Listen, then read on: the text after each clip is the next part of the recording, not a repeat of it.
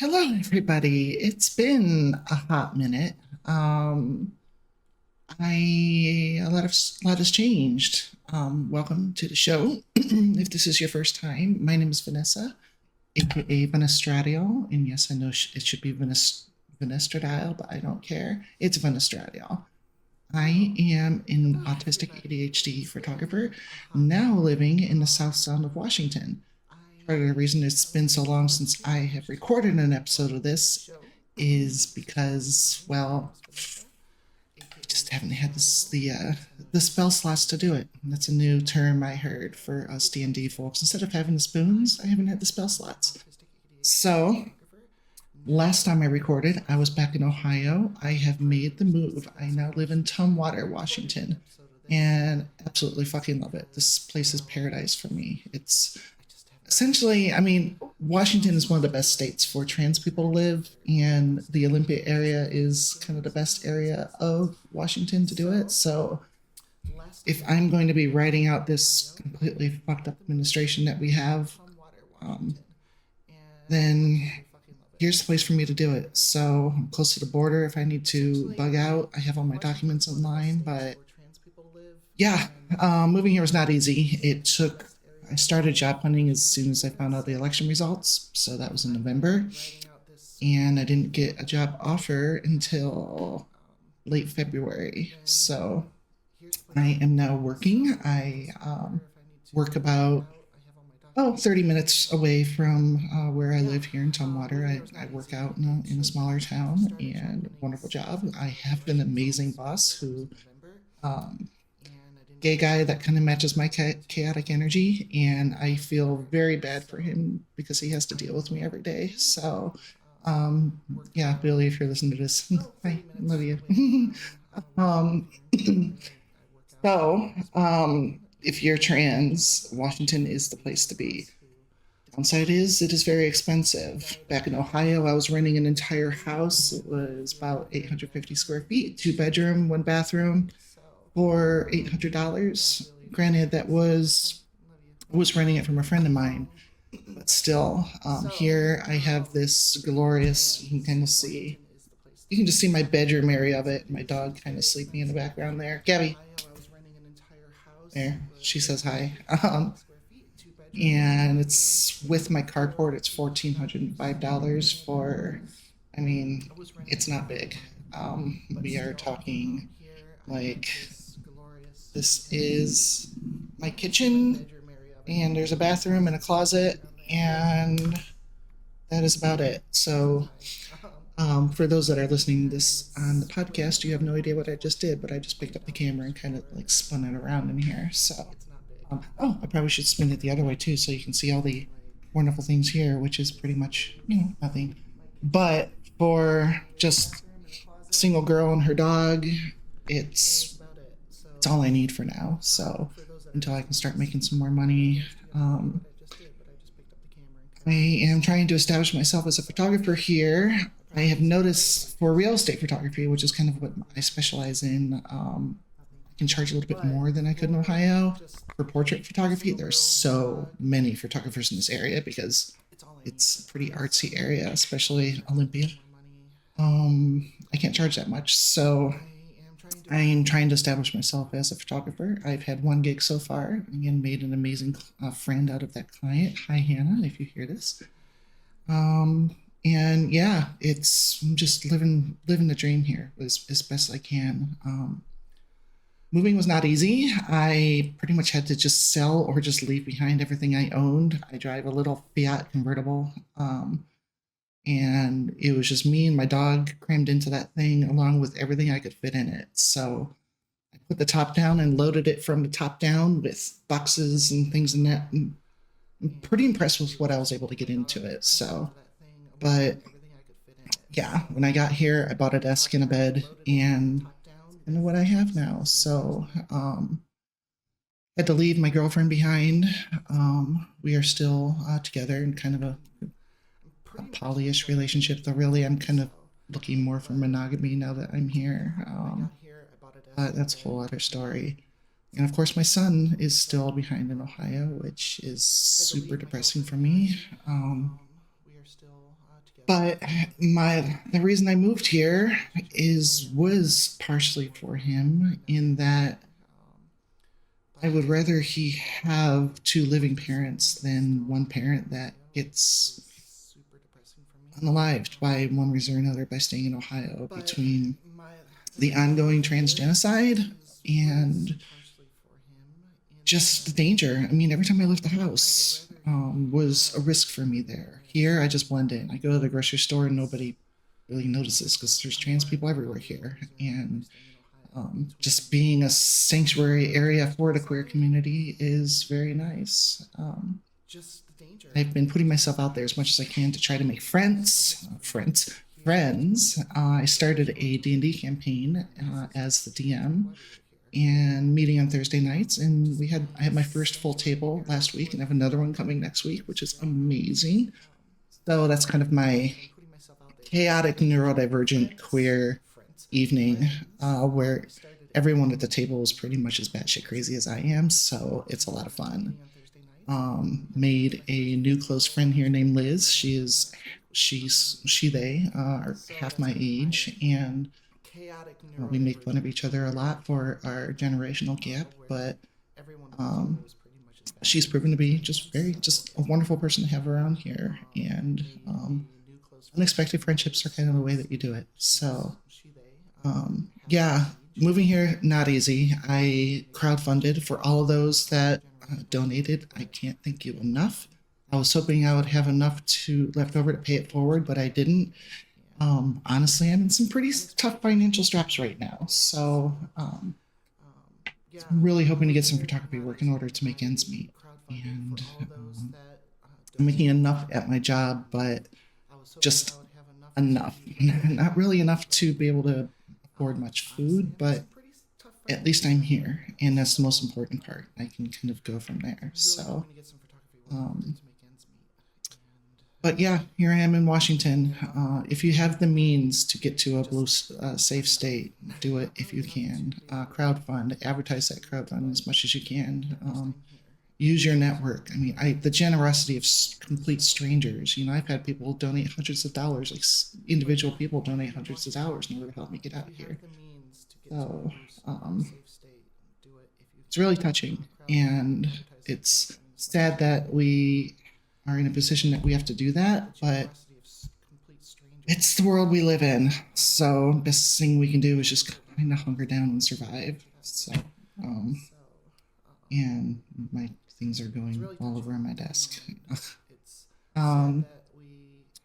This week, or just maybe not even this week, this episode, I guess I should say, because I'm not doing weekly anymore, because that burned me the fuck out.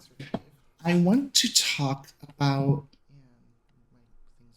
the push for the effects of the tariffs, and that people were like, well, we can just manufacture stuff in this country. And yes, that is an admirable goal. I mean, a few things I actually agree with conservatives on is like, yes, it would be nice to be able to manufacture, be more of a self-sufficient country, but we're not. And to do that in the current state of things, I frankly do not believe it's possible. And that's why I want to talk about this episode, to kind of dive into that a little bit. Something you may not know about me, but from 2006 to 2019, I ran a manufacturing company in Northeast Ohio, injection molding. We made mechanics creepers, which are the things that you lay on and roll underneath cars, and ours were about between 90 and 95% American made. It was a goal of the company and something that we took great pride in. It was actually my family's business. I've been working there really since about 1993. Yay, child labor. You know how the Republicans love that shit. If you haven't tried this purple Red Bull yet, it's good shit. Anyways, doing that job, it was a job where I ran everything when it came to running a company. So HR, marketing, sourcing, scheduling, production planning, process improvement, inventory, this, that, and the other, everything you need. When you're in a small business, you have to do a lot of roles because you can't generally afford a big management team. So it was pretty much a team of myself there. But one thing that you learn very quickly is that manufacturing in this country is ridiculously expensive with very low return on investment. Um, so one, labor can be hard to find, especially skilled labor, especially in this day and age, because honestly, people don't want to do factory jobs, and I don't blame them. Factory jobs aren't fun. They're hot, they're sweaty, they're boring, and usually you get a pretty shitty boss. So I don't know if I was that. I like to think I was a good boss, but whatever. And you need to be able to pay people a living wage, which is something that I did by the end of my tenure there. I think my lowest paid employee in 2019 was $18 an hour.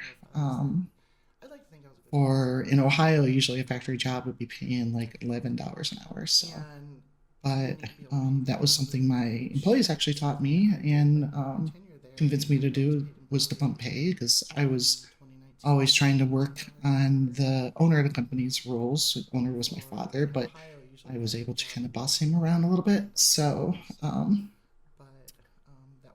had a highly paid staff and I had a lot of production coming out of them. The issue that we run into with American manufacturing is one, small businesses get taxed to death. There's a tax on everything. Everything you do is expensive, and there's no real guide to running a business. I learned a lot of things the hard way. We had a situation with OSHA come up once, and that cost tens of thousands of dollars and required a whole lot of rework. I had to learn a whole lot. I became a certified forklift instructor, and but those are that you kind of figure things out as you go, and that tends to be expensive. And just one employee, one disgruntled employee calling something in that you didn't even know was a problem can potentially shut down everything and make everyone lose their jobs. So, not saying that employees shouldn't call OSHA on their employers if there's something dangerous, because that's kind of the entire reason it exists. But it's something that people have to take into account. The other things you run into, as I said, we sourced almost everything in America that we could. So our plastic came out of Pennsylvania. Our packaging came right out of Ohio. But I honestly don't know where the wood pulp came from. Chances are that came from Canada. So nowadays that would be tariffed heavily. We had the decals made in Illinois and shipped to us. We manufactured our own casters with American steel from a local stamping company. And, but there were parts to the creepers, the ball bearings, and the nuts for specific examples that were not made in America. I could not source American made ball bearings or nuts, even if I wanted to pay a whole lot extra. They just were not available. And when it comes to manufacturing things, and just items in general, how many things in your life have ball bearings? How many things in your life use nuts? Don't take that dirty, you little perverts. It's a lot. So, and we don't have the ability to make all that in this country right now. The steel industry disappeared 30, 40 years ago now. So most of that is all overseas and it's not coming back. It's a lot. So we don't have the equipment here in this country to start up businesses for manufacturing. As I said, we don't have the labor, especially the skilled labor.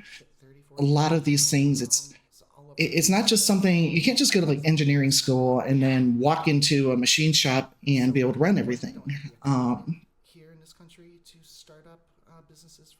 Running machinery, especially in a machine shop and heavy equipment, requires lots of training, years and years and years of practice. That's why there's the whole like journey person thing for machine shops or woodworking or you name it, because it is a highly skilled. I would argue to call it an art, honestly. And not a lot of people know how to do it, and those that do are retiring and frankly dying off. So you're running into that problem too, where you don't have people that can run some of the more complex machines beyond just, opening a door, pressing a button, stuff like that. Yes, having someone just to do the production is easy enough, but all the equipment takes constant maintenance. You need to know how, when, and where to fix it. Finding people to fix machinery was near impossible too. For a long time, we had a machine shop where we used power lathes. Trying to remember the right term for it, but it was all essentially like robotic lathes to cut long steel tubes into short, super precision tubes that would go into your car's power steering rack. And the machines that made those were robotic machines made in England in the 80s. And if you know anything about British electronics, it's kind of an oxymoron. That stuff broke constantly. If I needed that fixed, I quite literally had to import people from Britain or Germany, or there was one guy in Mexico that knew how to do it, to come in and fix the machines at great expense. And they also get to a point where they just, after so much use, they just don't work anymore. So you have that whole problem with how are we going to actually manufacture things in this country with the way things are right now? The deportation thing is another major issue. Americans in general don't want to do this work. As I said, it is hot, sweaty, boring, greasy. Most factories don't have any air conditioning, and it's miserable working in a factory, to be brutally honest. Any factory workers can probably identify with that. It's loud, and it's easy to get injured, and it's hard work. It is true hard work, and it is grossly underpaid as well. So we're also not exporting. We are kicking out so many immigrants in this country that are the only ones really willing to do that work. So who's going to do it? It's so exhausting to see people talking about, whoa, we just need to bring all of our manufacturing back here. Yes, that would be wonderful. How are we going to do it? Who's going to do it? How is it going to get funded? As I said, manufacturing is super expensive, and there's not a whole lot of money in it. The creepers that we made, one of them say with raw materials and labor cost about $40. That was our least expensive product. And we would turn around and sell it for the lowest price that we sold it for was about $55. So we had $15 there to work in profit, and that doesn't account for all the utilities. That did account for payroll, but everything else on top of it, because then you have to do marketing and you have to account for fluctuating raw materials prices, which could just go like this, just depending on the weather, especially when we use so much plastic. And we couldn't just increase our pricing for our customers all the time because we would have just lost them. And then you have companies at the big box stores like your AutoZones and your Walmarts and stuff like that that have continually pushed American manufacturers to produce things at lower and lower and lower and lower and lower pricing, to the point that you have to send things offshore in order to be able to produce it at a profit enough to sell it. So really, if you want someone to blame for the reason that we don't have much manufacturing in this country, look directly at Walmart and places like that, because that's why we're in this situation. They dictate the pricing that they're willing to pay, and if you can't find a way of making that pricing, you're just not going to get them as a customer. And you kind of need stores like that in order to be, get out there, get your stuff distributed. With the internet, it becomes a little bit easier to do things on a smaller end, but even then, there's lots of marketing. I did a whole guerrilla marketing campaign because marketing mechanics creepers it's such a niche product. You could spend a ton of money on marketing and not get anything out of it. So I did word of mouth. I offered a quality product with really good customer support, and that's how we sold. Our creepers, which were 5-10 times the price of other creepers on the market, we had about maybe 1-2% of the creeper market at our height, and that's pretty damn good considering how common creepers are and how cheap they are typically, and the fact that a lot of people will just use a piece of cardboard. So I used to say that my biggest competition was a piece of cardboard. I had to talk people into spending $150, $200 to replace their piece of cardboard. And the products that I sold did that. I'm big on buying quality. So that's kind of it's a double-edged sword. Having manufacturing in this country would be an extremely beneficial thing for everybody. Um, there would be many more jobs available. Prices would generally be a little bit more stable. Things would be more expensive just because manufacturing here is expensive. I get lots of targeted ads for clothes, this, that, and the other. I bought a swimsuit from, I think it's something, I can't remember what they're called. But the company, people commenting on the company's stuff are like, well, this is so expensive. It's so expensive. How can you justify these prices? But the company does everything here. It's all American sourced, American labor, and American materials. So it's going to be expensive, and it's quality stuff. So it's just like I used to buy expensive shirts back pre-transition that would last forever. So yeah, I bought a button down that cost $120, but I wore that shirt and washed it 300-400 times. Where other shirts, they just get wrinkled and messy and just they look shitty after a short amount of time. So we are in a country where people can't afford to live, to eat, to do anything, and with pricing continuously going up, we're reliant on companies like Walmart and other big box stores in order to survive. And it's a vicious circle that we have there. So these people are being paid pittance and trying to survive as things get more and more expensive. So what do we do? The people with money, are they really going to want to try to invest in bringing manufacturing here by having entirely new machines made at huge expense? And chances are those machines are going to be made overseas, and then are those going to be tariffed? So it's a shit situation. So my point here is that when you hear people talking about we need to bring America, these tariffs are good because they will be bringing things back into America. No, we're not. Just going to have shortages of things because most everything that we get in this country is imported. We are a consumer economy now, rather than a manufacturing economy. Back World War II, we were like, that's back like kind of like the envy of the world kind of thing when we were just pumping up production on things, mainly military equipment, but it was impressive then. We don't have the ability to do that anymore. So if someone says to you that, yeah, we need to bring manufacturing here, ask them how, who's going to pay for it, who's going to do the work, and grill them on it. Actually, have them show you some proof that they actually know what they're talking about, because generally they don't.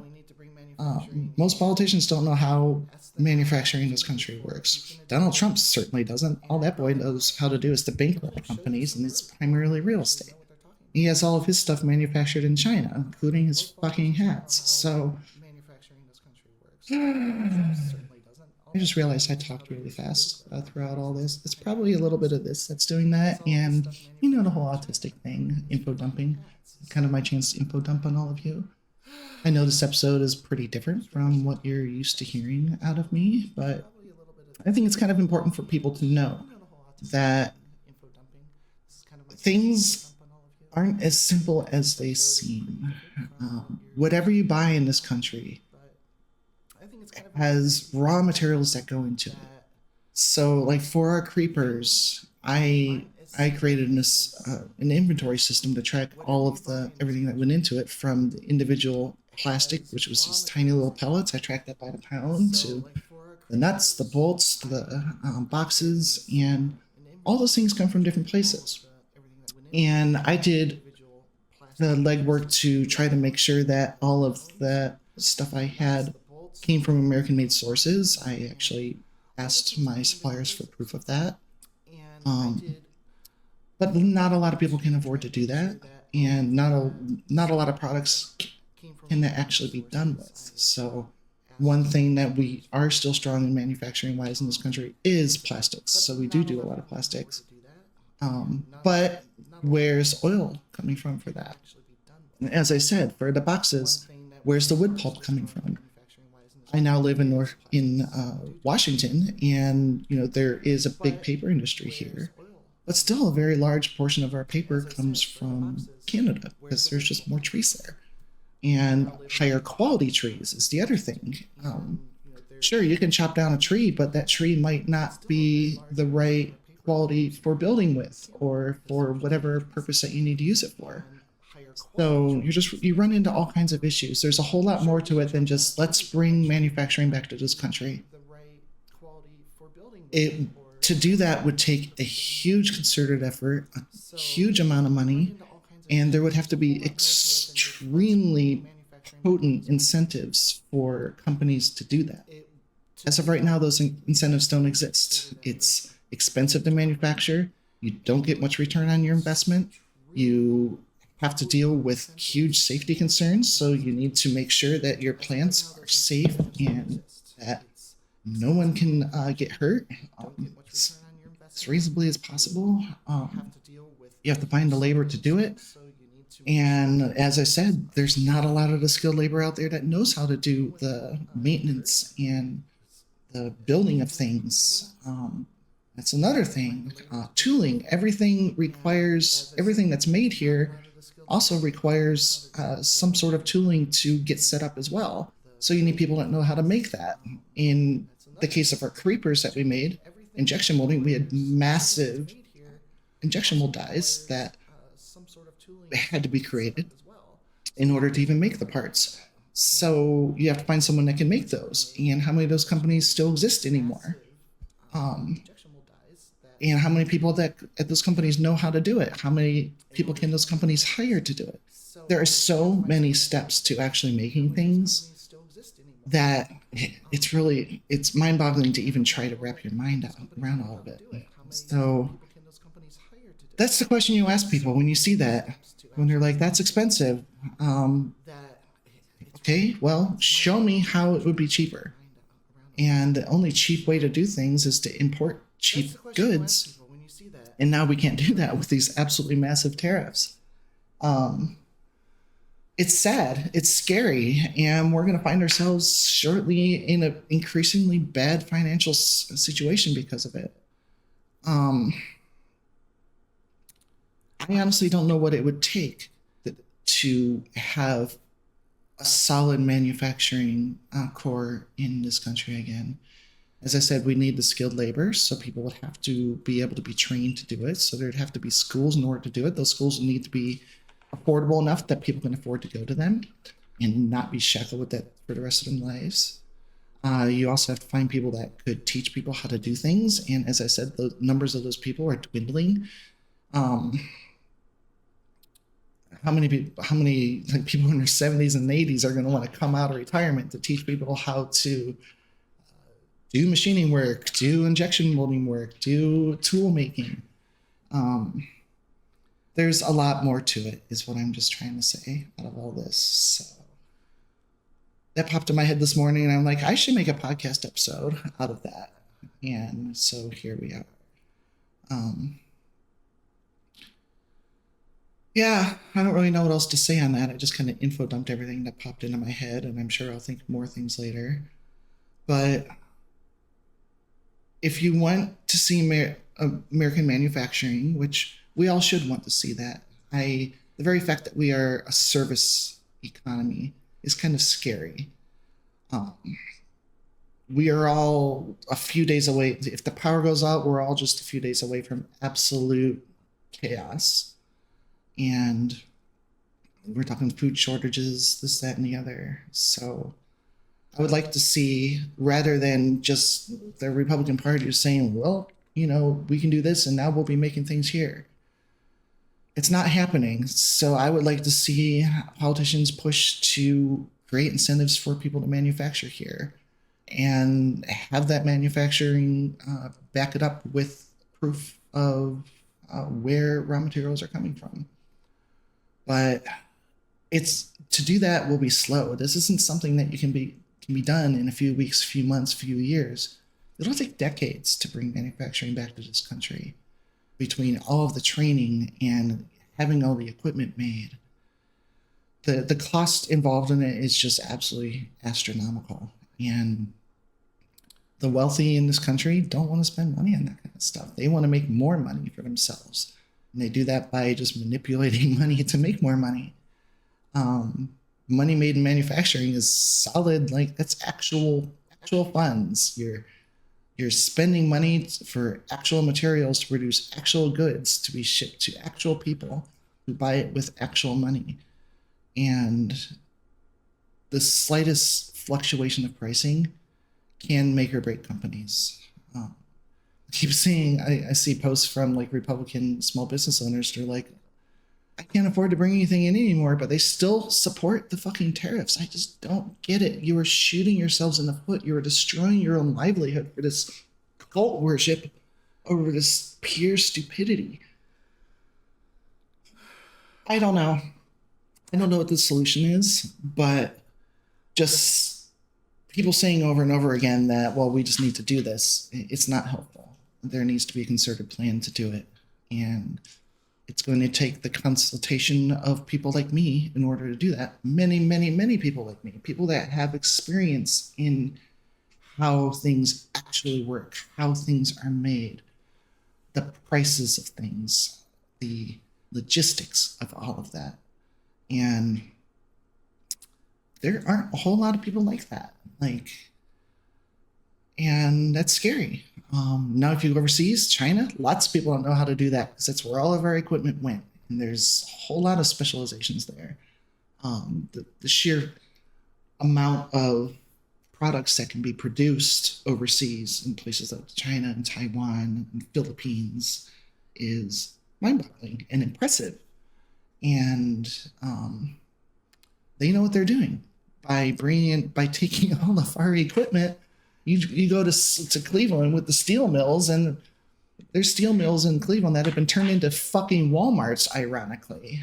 And it just breaks my heart and breaks my brain to see that, because that stuff's not coming back.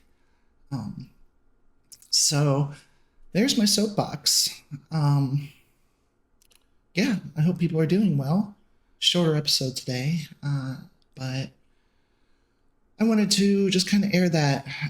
It's information that I don't think a whole lot of people know, and because frankly, not a lot of people have experience in it. I'm in the unique position of having that experience, and I figured it's better to share it than to keep it to myself. So I don't know who all this message will get out to, but I hope people learn something from that. And that's what we need to do, is just keep pushing. If we want manufacturing to be brought back to this country, which we should, we need to make a concerted effort to do so. If we don't do that, then it's just not going to happen. We are no longer the greatest country in the world. I don't know if we ever will. If we ever were, we like to say that we were, but the whole tagline, "Make America Great Again," when were we great? There were times where some of the things that we did were great, while other things were horrible. Great on the economic end, but the human rights end, not so much. Right now, we're in a shitty human rights era with what's going on with immigrants and my community. It wouldn't take much to make us great, but it's certainly not going to happen under this administration, and who knows what's going to happen in the future. So I saw a guy today wearing a 1776 t-shirt at when I was getting my car worked on. And I'm like, okay, so yeah, you're proud of the founding of this country. This country was founded on not having a king. And here we are with essentially a king in charge. And they worship it. And education, I suppose, is what it boils down to be. That's how Republicans get elected, is because they get stupid people to vote for them. ignorance makes money, ignorance creates power. And the more educated people are, the less chance those that like to abuse people can stay in power. So, yeah. Thank you for listening this week. Be sure to hit that subscribe button, hit the like buttons, follow the show. I am keeping. I had moved some of the videos over to my personal YouTube channel, but now I'm bringing back the old Transcending Humanity channel, and it's now called the Venestradial Podcast. And so, yeah, you can find it there. Thank you for listening. Thank you, everybody. Thanks, everyone, who supported me to get here. And hopefully my next episode, maybe I'll have a guest next time or something. But this popped into my head when I was driving today. I'm like, you know what? It's time for an episode. It's time to let people know that, hey, I'm still here. And I am relatively safe as one can be, being in a much safer state than I was before. And I'm thriving as much as I can. So still lonely. But it's only been 2 months. So what's the date today? It's the 17th. I moved here on March 19th. So in 2 days, it'll be 2 full months since I've been here. And Washington's beautiful. It's if you have the opportunity to get to a state like this, do it. Like, I drive to work looking at the Olympic Mountains every morning. And then when I drive home, I get a view of Mount Rainier / Tahoma is what it's also called here. I prefer to call it Tahoma, but most people know it as Rainier. So, or locally, we just call it the mountain. The mountain's out, which you frequently can't see it because it's rainy. But yeah, okay, just rambling now. Thank you for listening. Hit all the things. If you would like to support me financially, my Venmo is the same name as this, Venestradial. You can support me there. Anything just helps me buy food and helps me keep. Where is she? Wrong way. Keeps this little girl fed. So, Gabby, say hi. Say hi. She's like, I'm not getting up, but she wasn't able to cameo as easily in my previous videos because the studio was different. So, have a wonderful. Have a day. Have a day. Bye, everybody.